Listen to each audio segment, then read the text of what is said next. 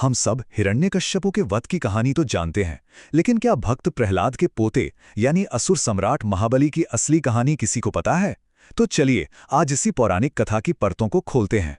और यहीं पर इस कहानी का सबसे बड़ा कह सकते हैं विरोधाभास सामने आता है। एक असुर जिन्हें आमतौर पर देवताओं का दुश्मन माना जाता है, उनकी करोड़ों लोग पूजा क्यों करते हैं? इस सवाल का जवाब जानने के लिए हमें उनकी कहानी की जड़ तक जाना होगा। तो महाबली को समझने के लिए सबसे पहले उनकी जड़ों को, उनके जन्म के पीछे के ब्रह्मांडीय संघर्ष को समझना होगा। पता है सबसे दिलचस्प बात क्या है कि देव और असुर दोनों ही एक ही वंश के थे।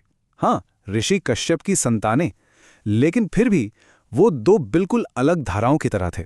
जहां अदिति से जन्मे देव धर्म और प्रकाश के प्रतीक बने, वहीं दिति से जन्मे असुर शक्ति और प्रतिशोध के अवतार बन गए। महाबली का जो वंश था ना, वो बहुत महान था।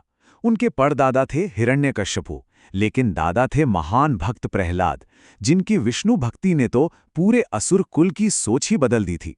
और देखिए, यही भक्ति और धर्म का संस्कार था जो महाबली को विरासत में मिला। तो बलि का रास्ता वो कोई बिना वजह की लड़ाई का नहीं था। ये कहानी एक त्रासदी से शुरू होती है और न्याय की खोज में आगे बढ़ती है। और यही वो पल था जिसने सब कुछ बदल कर रख दिया।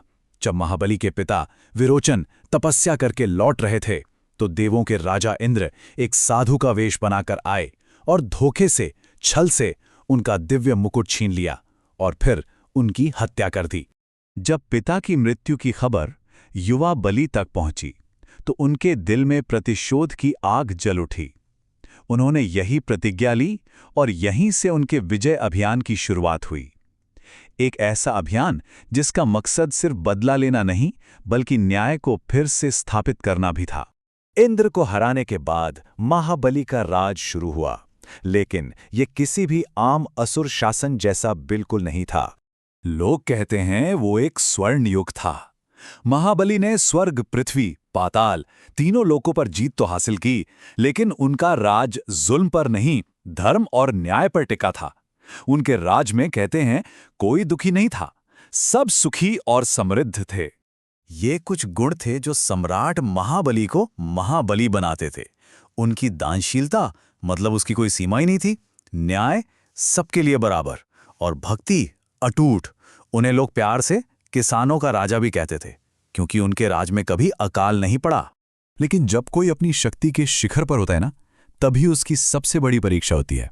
और महाबली के सबसे बड़े गुण, उनकी दानशीलता की अब सबसे बड़ी अंतिम चुनौती आने वाली थी। देखिए, अपने शासन को अमर बनाने के लिए महाबली ने 100 अश्वमेध यज्ञ करने का संकल्प लिया था, और उन्होंने 99 यज्ञ सफलतापूर्वक पूरे भी कर लिए थे। बस एक आखिरी यज्ञ बचा था, जो तीनों लोकों पर उनके राज की मोहर लगा देता, हमेशा हमेशा के लिए।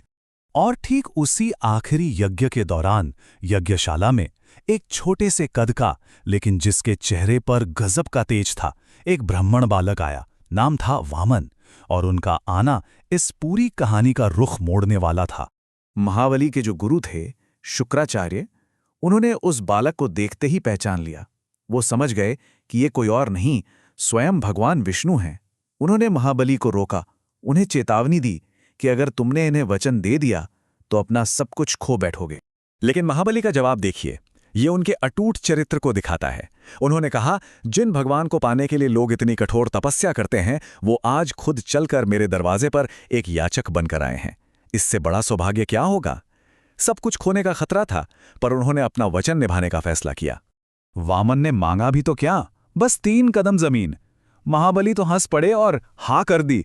और जैसे ही दान का संकल्प पूरा हुआ, वो छोटा सा बालक अपने विराट ब्रह्मांडीय रूप में आ गया। एक कदम में पूरी पृथ्वी नप गई, दूसरे कदम में सारा आकाश। अब पूरे ब्रह्मांड में तीसरे कदम के लिए कोई जगह ही नहीं बची थी। तब भगवान विष्णु ने महाबली से पूछा, राजन, अब बताओ मैं अपना तीसरा पग कहाँ रखूं? और यहीं महाबली के चरित्र की सबसे बड़ी परीक्षा हुई। बिना एक पल की भी हिचकिचाहट के उन्होंने अपना सर झुका दिया और कहा, प्रभु, मेरा वचन पूरा कीजिए। ये सिर्फ दान नहीं था, ये उनके अहंकार का, उनके जीवन का पूर्ण समर्पण था। तो ये जो समर्पण था ना, ये कोई हार नहीं थी, ये वो पल था जिसने महाबली को हमेशा के लिए अमर बना दिया। भगवान विष्णु महाबली की इस सत्यनिष्ठा और भक्ति से इतने ज्यादा खुश हुए कि उन्होंने उन्हें नष्ट नहीं किया, बल्कि उन्हें पाताल लोक का स्वामी बनाया और साथ में एक अनोखा वरदान भी दिया। महाबली ने उस वरदान में क्या मांगा? उन्होंने मांगा कि साल में एक बार वो अपनी प्रजा से मिलने आ सके।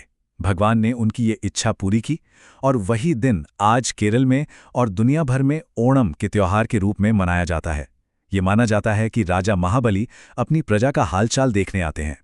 तो आखिर में सवाल यही बचता है कि क्या महाबली ने सब कुछ खो दिया, या फिर अपने वचन और धर्म के लिए अपना सब कुछ न्योछावर करके उन्होंने असल में सबसे बड़ी जीत हासिल की?